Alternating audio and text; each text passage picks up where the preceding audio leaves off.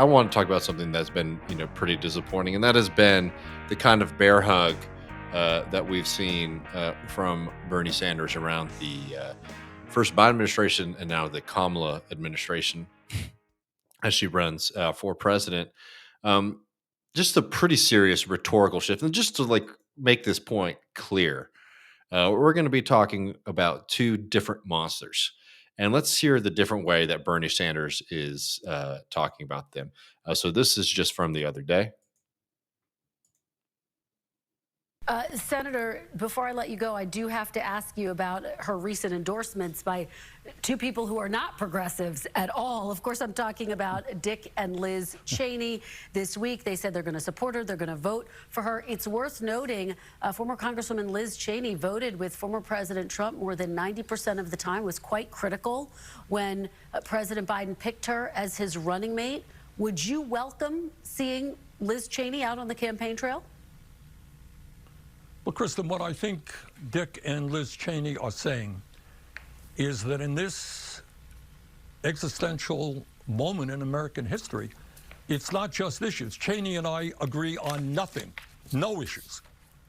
But what we do believe in is that the United States should retain its democratic foundations. And it's not just Cheney. I think there is a significant number of Republicans who say, well, I may not agree with the vice president on this issue or that issue, but I cannot support somebody who's a pathological liar, somebody who fomented a insurrection to overthrow the election return. So I applaud the Cheneys for their courage in defending democracy. Obviously, on all the issues, we have very different points of view. All right. I'll tell you, there's a moment there where towards the end when he's talking about somebody trying to overturn the election and all this kind of stuff that I thought he might be talking about Dick Cheney, but that's what I'm saying. Like, this is what's frustrating is like and Bernie knows this stuff. It's just like that. There's a huge problem with, like, I listen to NPRs on the media and they commission somebody who isn't the normal host to do an investigation into the 2001 Bush versus Gore decision. And the end of that person's investigation, they're like, I went into this expecting there to be interesting arguments on both sides. And actually, it looked like a stolen election. It's because, that's what it was. But we don't have a real, despite January 6th and us all needing to take democracy really seriously now, we haven't grappled at all with the immediate history of that happening in this country.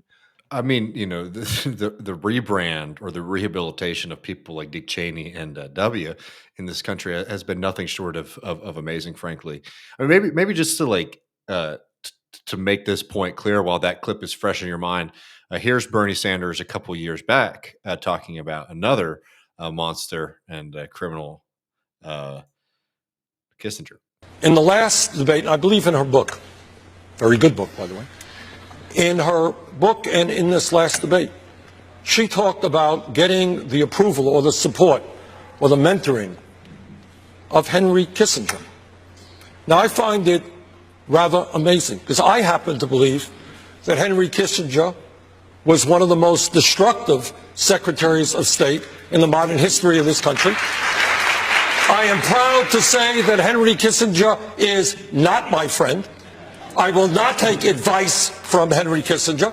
And in fact, Kissinger's actions in Cambodia, when the United States bombed that country, overthrew Prince Sihanouk, created the instability for Pol Pot and the Khmer Rouge to come in, who then butchered some 3 million innocent people, one of the worst genocides in the history of the world. So count me in as somebody who will not be listening to Henry Kissinger.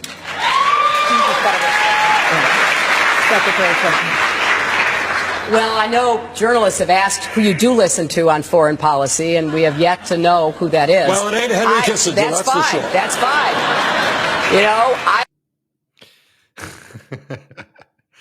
I mean, yeah, I mean, the depressing thing is, Bernie is a politician, right? Like, people, I think it's overstated to the effect he tells it like it is or whatever. When he says, Hillary, I read in your book and it was a great book. It was very good, yeah. He is lying for political effect there.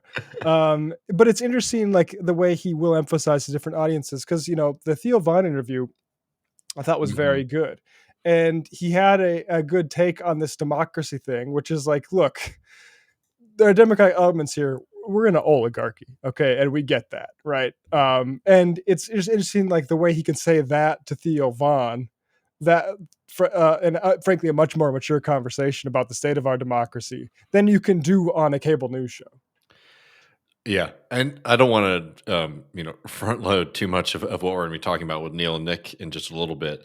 So I'll hold off on some of that, but I will just sort of note that I think that the section, right, comparing both the Cheney and the Kissinger conversation there from Bernie, I think shows a lot of where that political project is right now, where it is purely on defense, right? Where when that Hillary Clinton exchange happened, this is Bernie Sanders articulating a very different kind of politics from the Democratic Party. And with the Cheney thing, you could tell Bernie's uncomfortable. You can tell he's not, he's very clever there. Give him credit to like not say things like "I love Cheney" or "Cheney's good," or he sees all these kind of things. He's like, "I don't agree with him on anything, but we're going to stop this from happening." So it's like a defensive kind of thing there. But that shows that we're no longer driving the conversation. And exactly what's happening right now is that the Kamala Harris campaign has decided, hey, let's run a political campaign for Republican dads who sometimes get mad when Trump says stupid things on TV. And I don't think that's really going to be a winning strategy. I think it really plays a big role in disillusioning many, many, many people in politics. It certainly makes a lot of people in DC happy. It makes a lot of careerists in the Democratic Party happy because it means that they don't really have to take hardline positions on certain issues to maintain and protect their jobs. But for the rest of us, these kind of fuzzy politics where, hey, you know what? Remember those guys who did the Iraq War? They like us now, and we're all on the same side against Big Bad Donnie. I think that kind of lack of division in politics, which is fundamentally what politics is about, um, is does not bode well for the future or for the Kamala Harris Look, campaign. yeah, when I enlist in a fight against the right in this country, it is not just Mar-a-Lago. It is inclusive of Donald Trump. It is, and it just campaign season sucks. Yeah. And especially it's funny, like contrasting Bernie as mayor of Burlington being like, look, I don't know if we can really endorse Jesse. He's working with the Democrats too close. We don't really believe in that, but I like a lot of what he's saying. And now being like, look, we both believe in saving our Democratic foundations. Like, he knows that ain't true, man. He knows that they don't agree about the Democratic Foundation. What they agree about is they fucking don't like Donald Trump and don't want him to be in power. Yeah. Say that.